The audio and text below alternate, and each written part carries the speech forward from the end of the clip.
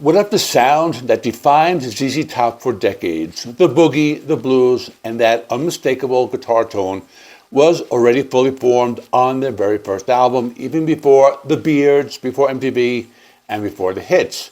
Today, we're going back to the very first beginning album with ZZ Top's first album, released in 1971, to find out if the Texas Boogie really started here, and whether this debut already showed us who ZZ Top were going to become. Like a lot of people, I first knew ZZ Top in the 80s. They were everywhere on MTV, the huge songs, flashy videos, and a very specific image. For a long time, I honestly thought of them mostly as an 80s band. It wasn't until much later that I realized just how deep their catalog really is.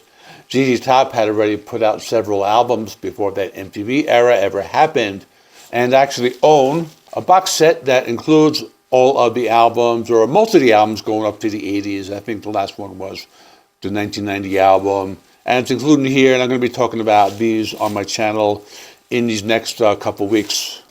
I haven't actually spent a lot of time with the box set. I probably should have, so this video is part of me going back and revisiting those early albums, and I'm starting right here with the debut.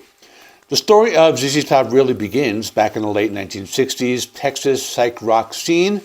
Billy Gibbons was the frontman and guitarist for a psychedelic band called The Moving Sidewalks. They were good enough to open for Jimi Hendrix, and Hendrix himself reportedly called Billy Gibbons one of his favorite guitarists. That alone tells you a lot about the level Billy was already at. When The Moving Sidewalks broke up due to the draft and changing musical directions, Billy wanted to move away from psychedelia and toward something heavier, bluesier, and more stripped down. Billy Gibbons came up with the name ZZ Top in 1969. The first version of the band included keyboardist Lanier Gregg and drummer Dan Mitchell. They even released a single called Salt Lick. But the chemistry wasn't just there, but everything changed in 1970. Billy connected with drummer Frank Beard, who had previously played in a band called American Blues. Frank then suggested bringing his former bandmate, bassist Dusty Hill. According to legend, the three of them met in Houston, started playing a shuffle in the key of C, and jammed for 3 straight hours. Billy Gibbons later said that they immediately knew the search was over. And just like that, the classic trio was born. One of the most important figures in ZZ Top's early career was manager and producer Bill Ham. He first saw Billy Gibbons perform back in 1968 when The Moving Sidewalks opened for The Doors. Bill Ham went backstage after the show and was so impressed that he became their manager. When The Moving Sidewalks split, Ham stayed with Billy and helped him form ZZ Top. He wasn't just a manager, he helped shape the band's image and sound. He famously told Billy at their first meeting, "Son, I'm going to make you a star." After the classic lineup was finally in place, ZZ Top went looking for a record deal. Almost every major American label passed on them. Eventually, they signed with London Records, which was the American subsidiary of British Decca. The reason, Billy Gibbons later admitted, that the main motivation was simple. London Records was the same label that released the Rolling Stones in the U.S. Their first 2 albums didn't make a big impact on the charts, but they laid the foundation for everything that came after that. ZZ Top's first album was released on January 16, 1971, and yes, that's the actual title of ZZ Top's first album. It was recorded at Robin Hood Studios in Tyler, Texas. It serves as a raw, no-frills introduction to what would become their signature Texas boogie sound. The album is heavy blues, southern rock, and just a touch of psychedelia. There's no synthesizers, no glossy production, just 3 musicians playing together in a room. Billy Gibbons has often said that the goal was to capture their live sound at the time, and you can definitely hear that throughout the record. One important thing to mention is the digitized controversy.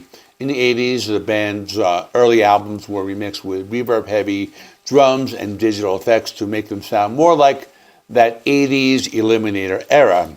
But most fans didn't like that. So if you want to hear how the album really sounded in 1991, look for original mixes and like something like these, or like the box set, or the 2013 vinyl remasters. The drum sound makes a huge difference. And that's why I didn't listen to it on streaming, actually. I listened to it on my CD. So that makes a difference. But anyway, I'm going to go track by track. The first one was called Somebody Else Been Shaking Your Tree. Very first single, it's a solid blues rocker, immediately shows how tight the band already was. Thought it was enjoyable and very much of its time. It reminded me a bit of bands like Grand Funk Railroad. The bluesy guitar licks are all over the track and the Texas sound is already present. I listened to this on my CD, so the drum sound was clear and I really liked the song. Brown Sugar is the next song, and it's not the Rolling Stones cover, even though both songs came out that same year. It's a slow, heavy blues track and really highlights Billy Gibbons' slide guitar. I like it a lot. It felt like a classic blues song, almost like something Led Zeppelin would do, but without being straight up a cover song. The song is very stripped down at first, mostly guitar and vocals, and then the band comes in later. I also got some Jimi Hendrix vibes from the guitar work here, and the instrument separation is very excellent. And the next song is called Squank. When I saw the title, I thought of Genesis, but their song is actually called Squonk, so it's a different song. But this song is an upbeat blues rocker. What really stood out was the bass guitar. Dusty Hill carries the rhythm and Billy focuses more on lead playing. It's a great example of why three-piece bands often sound more open and less compressed.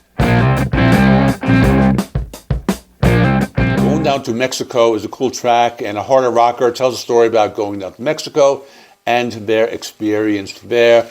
Billy's slide guitar really shines on this one, and it's worth noting that Dusty Hill handles lead vocals here. I really liked the guitar solo. It's one of the highlights of the album for me.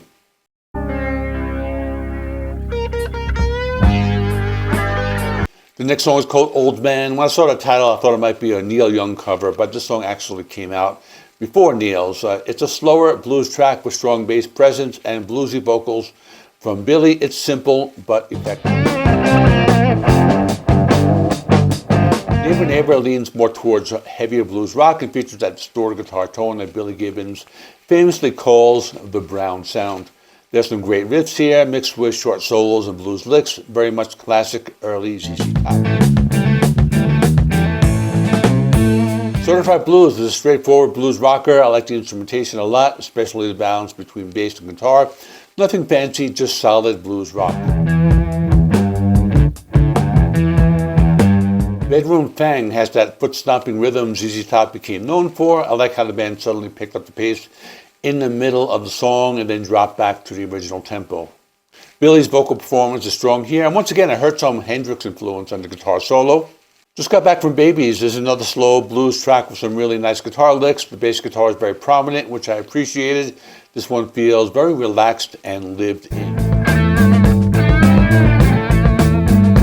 Backdoor Love Affair is a song that would later become part of the Backdoor medley on Fandango. It's more beat and to me sounds like classic ZZ Top. I like the drum sound on this track, a little bit of a Led Zeppelin feel to it as well. But now for my final thoughts. I hadn't listened to ZZ Top's first album in a while, but going back to it, I really enjoyed it. It's very different from their 80s material, which leaned heavily on synthesizers and big production. The album is stripped down, raw, and blues-based.